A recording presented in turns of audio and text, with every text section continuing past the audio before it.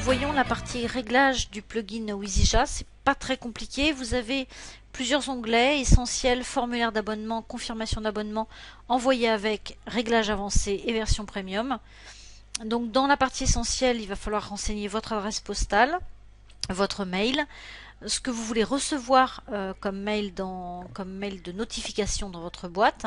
Donc lorsqu'une personne s'abonne, lorsque quelqu'un se désabonne, ou un rapport journalier, des emails envoyés. Si vous en envoyez beaucoup, il est peut-être intéressant de le faire.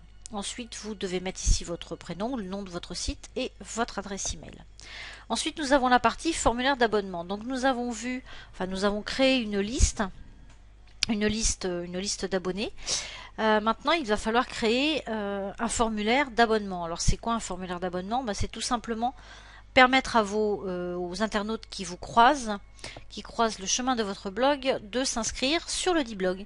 Donc, vous pouvez mettre sur le côté, dans le footer, où vous voulez, mais c'est un formulaire d'abonnement qui est sous format widget.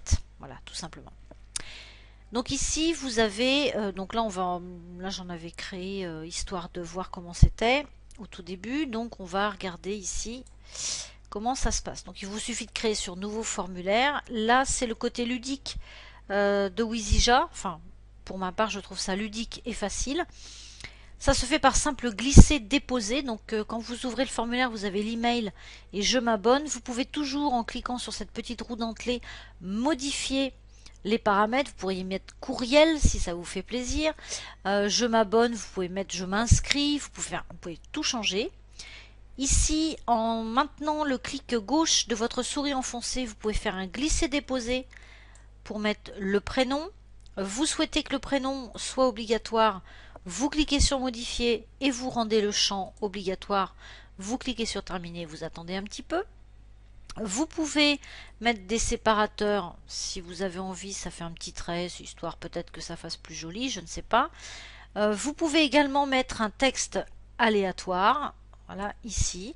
Donc vous le modifiez, vous pouvez mettre des instructions, vous pouvez indiquer notamment peut-être, je ne sais pas, votre numéro de CNIL, puisque bien sûr, au cas où vous ne le sauriez pas, vous avez l'intention de capter des adresses email sur votre blog. Donc n'oubliez pas de vous inscrire à la CNIL, ça ne prend pas beaucoup de temps et c'est essentiel. On vous délivre un numéro, donc vous pouvez éventuellement le mettre ici. Ainsi que dans vos mentions légales. Vous n'avez pas de mention légale, eh bien il va falloir en faire, voilà, tout simplement. Donc vous mettez ce que vous voulez dans ce texte aléatoire, les données sont sauvegardées, le numéro de la CNIL, etc. comme vous le souhaitez. Ensuite, vous pouvez aussi permettre à l'usager de s'abonner à plusieurs listes, parce que vous pouvez créer plusieurs listes à l'infini. Alors je vous explique le but.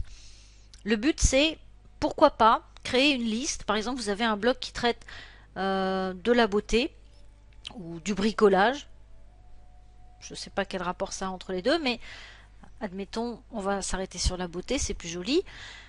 Vous pouvez faire une liste qui va s'appeler inscription sur mon blog. Donc les gens savent qu'ils vont s'inscrire sur le blog, en mettant les instructions, vous pouvez mettre qu'ils vont recevoir vos articles dès qu'ils sont publiés. Et vous pouvez aussi créer, pourquoi pas, une liste sur les 10 astuces beauté de l'année en cours.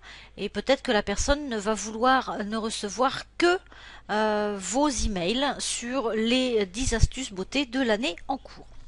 Dans ces cas-là, vous aurez créé plusieurs listes, comme on l'a vu tout à l'heure, au préalable. Et ici, vous allez voir toutes vos listes. Donc là, il n'y a rien, bien sûr. Vous allez voir un menu déroulant. Si j'avais eu plus de listes, il y aurait eu plus de listes. Il vous suffira de cliquer sur le petit plus, terminer, et la personne aura le choix de s'inscrire à toutes les listes, à une liste, 2 listes.